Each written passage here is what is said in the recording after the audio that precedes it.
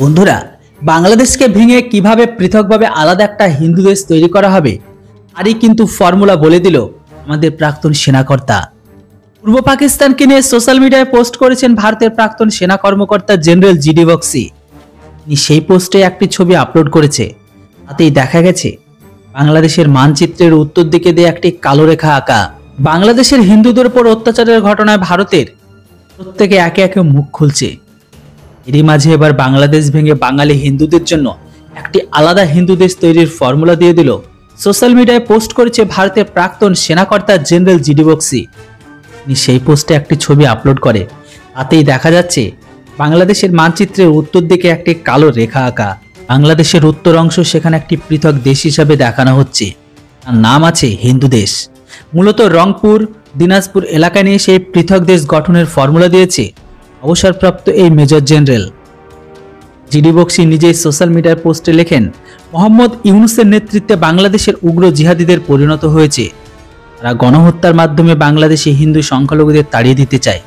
তারা মনে করে দিতে চায় লড়াইয়ের জন্য মুখে আছে 1971 সালে 3800 জনেরও বেশি ভারতীয় সৈন্য, নাবিক, বায়ুসেনার যোদ্ধারা। এই দেশকে ঘাতক পাক বাহিনীর হাত থেকে মুক্ত করতে তাদের জীবন দিয়েছিল। কতটা অকৃতজ্ঞ হতে পারে কেউ, এটা ইসলাম পড়া গ্রহণকারী টেরোরিস্ট আর পূর্ব পাকিস্তানদের না দেখলে বোঝা যায় না। যদিও তারা হিন্দু সংখ্যালঘুদের উপর অত্যাচার অব্যাহত রাখে, তবে এটি একটি সম্ভাব্য সমাধান। এরপরই বাংলাদেশের ভাগে সেই ছবি আপলোড করা হয়েছে। এর আগে একটা সময় সোশ্যাল মিডিয়াতে বহু বাংলাদেশি ভারত ভেঙে দেওয়ার দাবিতে পোস্ট করেছিল। তাদের কথাই উত্তর পূর্ব ভারত নাকি বাংলাদেশেরই অংশ। আবার বাংলাদেশ নাম করা প্রফেসর অসমের বিচ্ছিন্নতাবাদীদের সাহায্য করার জন্য দাবিও জানিয়েছিল। এবার ভারতের এক অবসরপ্রাপ্ত এক সেনা কর্মকর্তার বক্তব্য যে আমরা যদি দেশকে তৈরি করে দিতে পারি তাহলে আমরা সেই দেশকে ভেঙে দিতেও পারি। ভারতের সঙ্গে কয়েক মাস আগে পর্যন্ত ভালো সম্পর্ক ছিল এই পূর্ব পাকিস্তানের।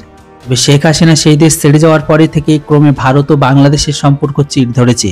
এইদিকে পূর্ব পাকিস্তানের পরিস্থিতি এখন স্বাভাবিক হয়নি, বরং সাম্প্রদায়িক হিংসার আগুনের মাঝে মাঝে আক্রান্ত হচ্ছে সেখানকার সংখ্যালঘু হিন্দু ও বৌদ্ধরা। তবে সেই সমস্যাকে না মিটিয়ে মোহাম্মদ ইউনূস সরকারের এখন ব্যস্ত বাংলাদেশের ইতিহাস মুছতে। বাংলাদেশের জাতির জনক শেখ মুজিবুর রহমানের স্মৃতি মুছে ফেলার আপ্রাণ চেষ্টা চলছে সরকারিভাবে। আওয়ামী লীগকে ধুয়ে মুছে সাফ করে দিতে চায় বর্তমানের ক্ষমতাসীনরা। এদিকে আবার বিগত বেশ কয়েকদিন ধরে বাংলাদেশের হিন্দুদের উপর অত্যাচারের অভিযোগ উঠে আসছে।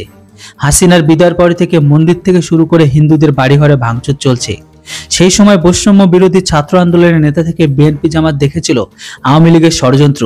তবে কয়েক মাস যাওয়ার পরে থেকেই সেই দেশের হিন্দুদের অবস্থার জন্য আরো খারাপ। ধর্মের নামে চাকরি থেকে জোর করে পদত্যাগ করানো হচ্ছে সংখ্যালঘুদের। অনেককে ধর্মান্তরিত করানোর অভিযোগ উঠেছে।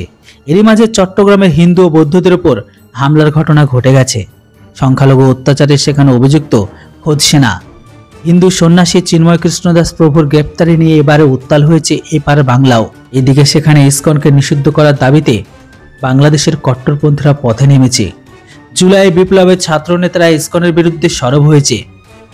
একদিন আগেই আবার সুনামগঞ্জে হিন্দুদের উপর হামলার ঘটনা ঘটে যায়। বন্ধুরা, এবার আপনারাই বলুন, আমরা যদি পূর্ব পাকিস্তানকে ভেঙে বাংলাদেশ তৈরি করতে পারি তাহলে বাংলাদেশকে ভেঙে কেন হিন্দুদের জন্য একটা হিন্দুস্তান তৈরি করতে পারে না? এর উপর অবশ্যই আপনাদের মতামত কমেন্ট বক্সে লিখে জানান। Thanks for watching. জয় হিন্দ, বন্দে মাতরম।